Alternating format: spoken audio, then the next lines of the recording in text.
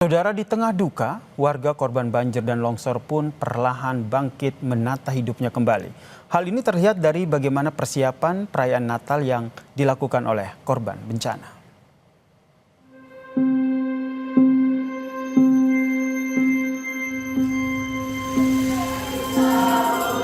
Sama-sama berdoa biar jangan ada lagi bencana longsor di desa kita ini.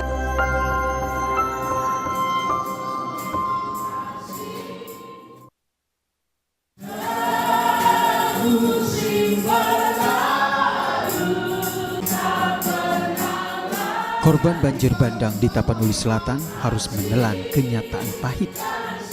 Tahun ini tidak bisa merayakan Natal bersama keluarga dan kerabat mereka yang telah meninggal dunia diterjang banjir bandang.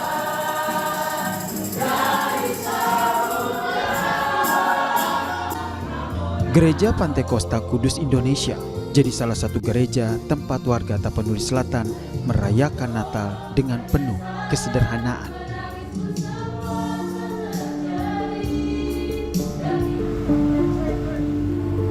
Gereja akhirnya bisa digunakan setelah warga bersama TNI Polri membersihkan bangunan ini dari timbunan tanah dan juga lumpur.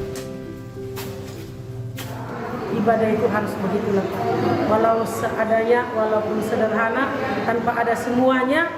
Ya kalau memang betul-betul hati kita itu sungguh-sungguh mau memuji Tuhan, itu tidak akan berpengaruh dengan keadaan yang darurat itu. Okay. Pohon Natal belum ada, yang biasanya kita kalau Natal itu ramai dekorasinya, sama sekali belum ada. Jadi untuk mendekorasi satu hari ini nggak mungkin selesai. Jadi maka kita undur ke tanggal 24 supaya ada 2 hari lagi kita mendekorasi gereja ini, walaupun juga tetap kembali kepada sederhana apa adanya.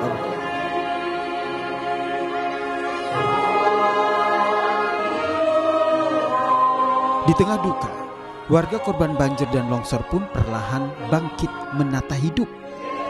Ini juga yang terlihat dari korban banjir di Tapanuli Utara yang lebih awal menggelar perayaan Natal. Berharap diberi kekuatan dan tak ada lagi bencana. Jadi doa yang dipanjatkan saat perayaan Natal. Kami merasa sekarang ini sangat-sangat sedih. Kalian tengoklah kami Bu dengan Pak, badan kami memang berkurang, semangat kami juga berkurang. Kami berdua biar jangan ada lagi semangat kami, biar bisa semangat yang dulu Bu, itu aja. Lebih dari 3 pekan pasca bencana, korban banjir bandang perlahan mulai bangkit. Dan Natal jadi momentum untuk menguatkan diri kembali menata hidup dari keterpurukan bencana. Tim Liputan, Kompas TV.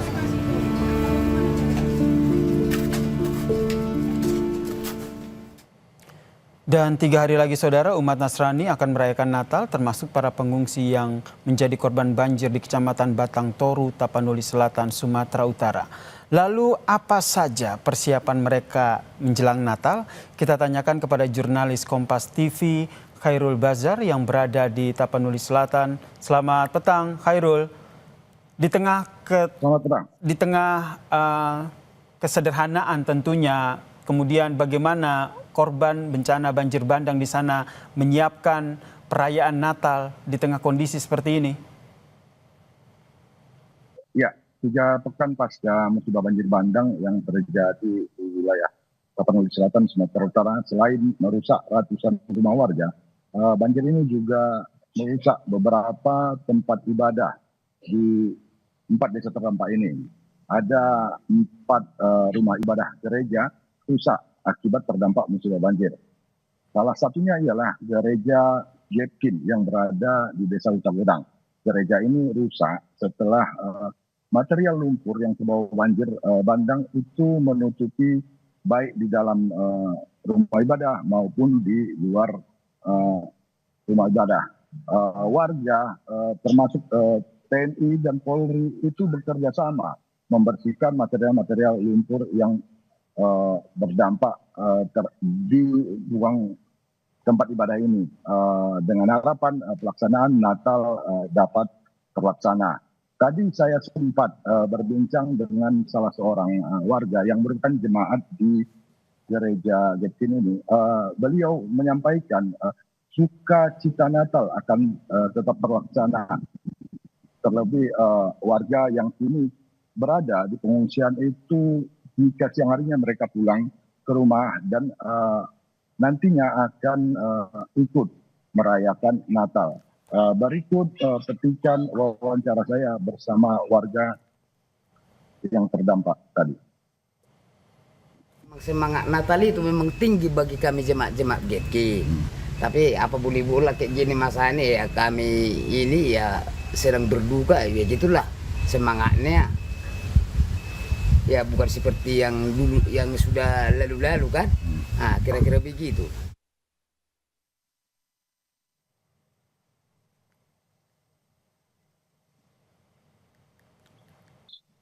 Ya. Ya, kemudian selain satu gereja yang tadi sudah bisa digunakan untuk perayaan Natal, bagaimana dengan kondisi 3 gereja lainnya? Ya, seperti yang saya bilang tadi, ada 4 gereja yang terdampak di 4 desa yang terkena banjir bandang ini. Sempat saya lihat tadi memang kondisi gereja sudah cukup memadai. Lumpur yang terbawa banjir kemarin sudah mulai dibersihkan. Seperti di gereja Getkin ini misalnya, peralatan-peralatan elektronik di dalam gereja itu sempat rusak kemarin. Kursi, meja, tetapi hari ini mereka mulai membenahi kondisi ini. Alat-alat elektronik sudah mulai mereka beli atau ada sebagian yang diberi. Gereja ini mendapat donasi dari berbagai pihak misalnya untuk keperluan pada perayaan malam misa Natal tahun ini dengan harapan perayaan Natal kali ini dapat terlaksana. Baik, kemudian sukacita Natal tahun ini tentu dijadikan momentum untuk kembali menata hidup begitu. Tapi tentu saja tak lepas dari bantuan yang hingga saat ini mereka butuhkan. Dari pantauan Anda, Khairul, apa saja yang hingga saat ini masih sangat dibutuhkan oleh mereka yang terdampak bencana? Ya, saya sempat melihat tadi ada beberapa gereja. Memang kondisinya sudah mulai membaik. Seperti penerangan di dalam itu sudah mulai membaik. Arus listrik memang sudah masuk ke wilayah, ke area pemukiman warga terdampak termasuk di gereja ini. Alat-alat elektronik seperti pengeras suara sudah mulai dibenahi. Lumpur-lumpur pun juga sudah mulai dibersihkan dengan harapan perayaan Natal tahun ini dapat terlaksana. Untuk 3 gereja yang masih belum bisa digunakan, lalu bagaimana dengan jemaat atau umat yang di sana jika ingin melaksanakan ataupun ingin merayakan Natal? Apakah mereka merayakannya di posko-posko pengungsian mungkin atau seperti apa? Ya, saya tadi sempat berbincang dengan salah satu jemaat gereja Getkin. Memang saat ini mereka sedang berada di pengungsian. Tetapi pada waktu perayaan terutama di malam misa Natal nantinya mereka menyebutkan tadi akan beramai-ramai untuk pergi ke gereja untuk melakukan perayaan. Saat ini mereka jika siang hari mereka pergi membenahi rumah mereka yang rusak, terus melihat kondisi atau memperbaiki gereja. Dan jika malam hari mereka itu kembali balik lagi ke pengungsian, dan mereka menyebut pada perayaan Natal ini mereka akan terkumpul dan beramai-ramai akan menuju ke gereja untuk merayakan perayaan Natal tahun ini. Sukacita Natal tentu saja diharapkan jadi momentum untuk kembali menata hidup warga korban banjir dan juga longsor di sana. Terima kasih jurnalis Kompas TV Khairul Bazar atas informasinya dari Tapanuli Selatan bercerita tentang bagaimana persiapan Natal di sana.